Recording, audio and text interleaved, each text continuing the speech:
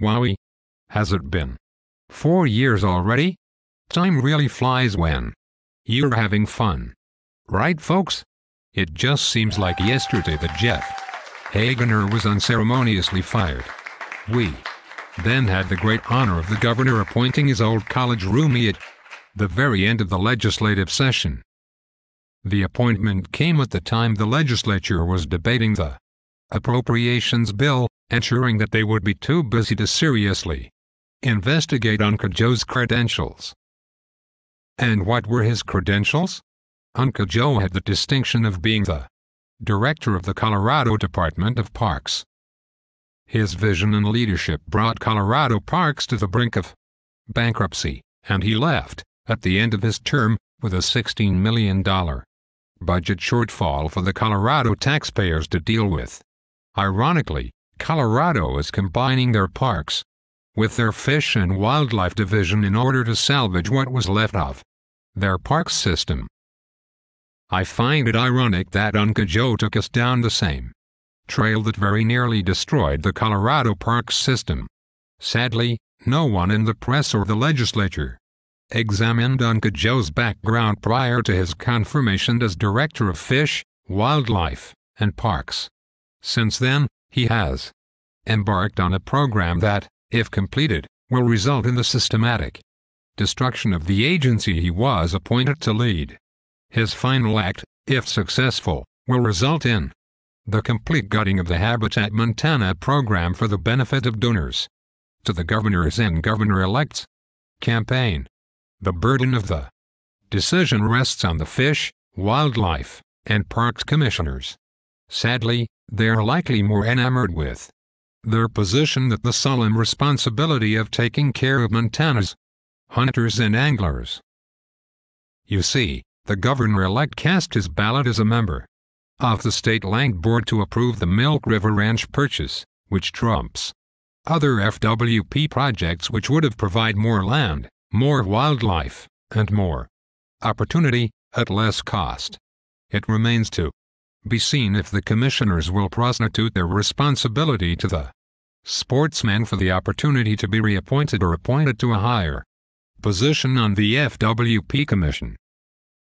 Given all that, I am pleased to read the missive sent, personally, via email, to FWP-all, by Unca Joe, our fearless leader. He says, "My last day in the office will be Friday, November 30th.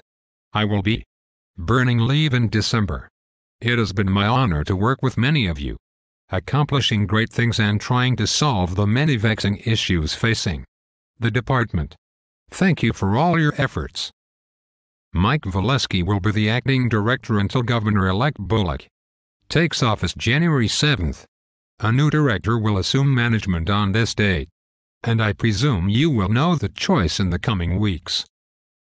Wasn't that warm? Reading this, I almost feel ashamed that I mocked Art's goodbye letter. Art, at least, acknowledged your efforts, your passion, and your skills. Except for those of you who can count yourselves as one of the many, Unca Joe didn't really like working with you. I can assume that if he didn't know or couldn't remember your name, that you are not one of the many. Given the fact that there are 801 employees at Fish, Wildlife, and Parks, and the fact that Unca Joe hardly ever visited most regional headquarters, I can sincerely believe that many is much less than half. Indeed, many is likely, in Unca Joe's world, to be two. We are all relieved that Unca Joe will be burning leave in December. That means that in addition to doing nothing, he will be doing nothing at home, away from the office. That will also solve the greatest vexing issue facing the agency. Will we survive until he leaves? Thank you, Unca Joe, for the 1-month reprieve. And what has he accomplished in this last administration? He spent down the Habitat Montana funds on property purchased, obligating FWP to expenditures it can ill afford in the future. He's spent money on questionable purchases that jeopardize FWP's federal funding.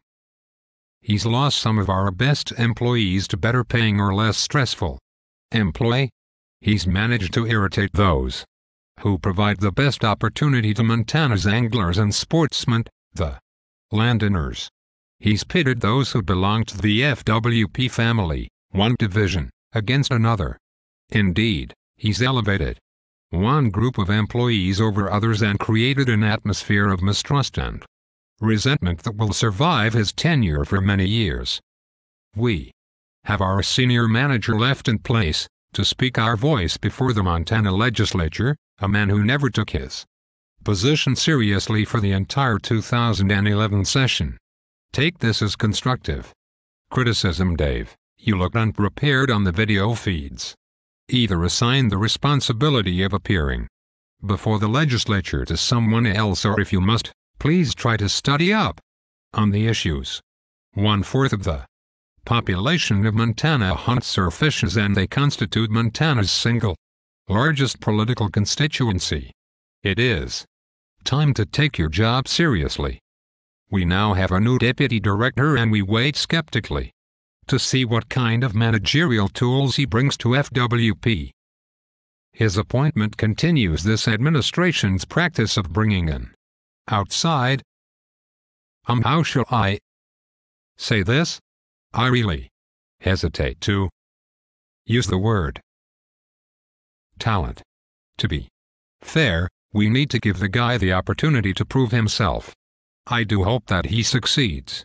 It looks like he is here for the duration. Anyway, Mike, we welcome you with great anticipation. From our perspective, the situation can only get better from here.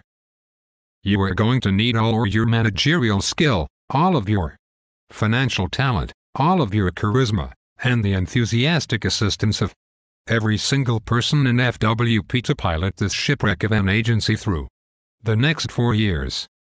In the meantime, may I extend an invitation to you to attend one of the many retirement parties to be held across the state for the next month.